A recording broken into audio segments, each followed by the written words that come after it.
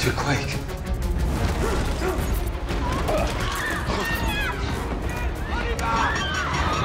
It jumped to a 7.1! Jesus, Kim, get the hell out of there! Hang on to your seats, folks! Oh, my toupee! Ah, it's an earthquake movie, or is it just The Rock walking down the street? Dwayne Johnson stars in San Andreas. We've seen it. We've experienced it. This was like... We've been through an earthquake. It's like one of those old 1970s... What is this movie on the Richter scale? It's like a sense-around movie from the 1970s or something, right? That's exactly right. You're so old. How do you even remember that? My grandfather told me all about that stuff.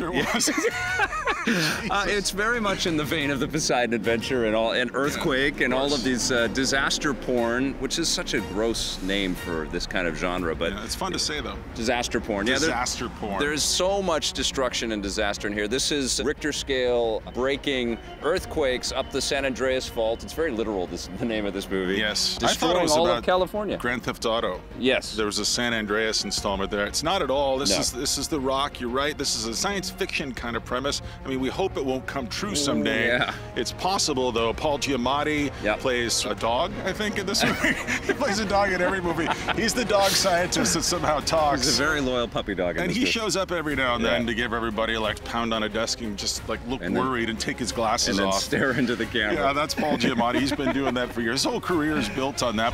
Everybody off!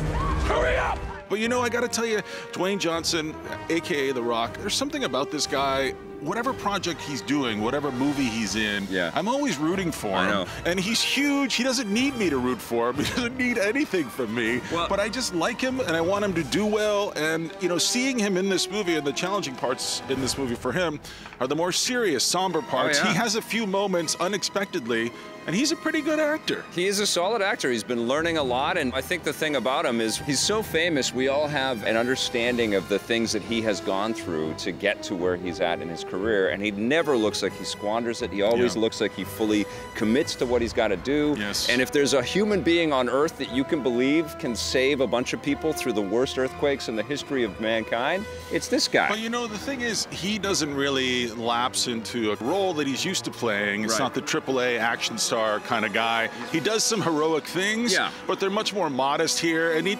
that's one of the things that kind of irritated me as we're watching. You know, I'm always irritated, but when I was watching this movie, I kept waiting for some action moments where he really steps up, where he does some stuff. He does some stuff, but it's very toned down. Well, here. it's in the vein of believability. He does manage to dodge all kinds of falling debris and ships being overturned and crashes a chopper. I mean, tsunami. And it gets through a tsunami. I mean, he manages to get his family through a lot of hell, and that seems a little preposterous. Even the idea that he's saved 600 people.